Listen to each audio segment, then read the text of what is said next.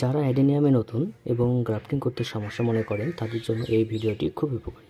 আশা করি শেষ পর্যন্ত দেখলে অবশ্যই আপনি গ্রাফটিং করতে পারবেন। দেখুন, প্রথমে গ্রাফটিং করার জন্য একটি রুট স্টক প্রয়োজন, অবশ্যই সেটি 1 বছর বয়সী হতে হবে, এবং একটি অবশ্যই ব্লেড প্রয়োজন, নতুন ব্লেড। এরপরে একটি সায়ন প্রয়োজন, অর্থাৎ আপনি যে কালারটি নিতে চাচ্ছেন। আমি যে এই আইডি মায়া, এই কালারটি আমি গ্রাফট করব আজকে। তো এরপরে আপনাকে একটি গ্রাডার প্রয়োজন এবং একটি টেপ প্রয়োজন। তো চলুন আমরা গ্রাফটিং শুরু করি। গ্রাফটিং শুরু করার সময় অবশ্যই এমনভাবে কাটতে হবে যেন সমান হয়। এক্ষেত্রে আপনি 1 থেকে 2 বার কাটলেও সমস্যা নেই। এবার যে সায়নটি দরকার, সেই সায়নের কোনটা নিচের দিক এবং ওপরের দিক এটা বুঝতে হবে। যে আপনারা দেখতে পাচ্ছেন যে চাঁদের মতো অংশ, এটি আসলে নিচের দিক। তো এইভাবে আমরা সুন্দরভাবে বসিয়ে দেব এবং অবশ্যই কাটাটা যেন একভাবে হয়।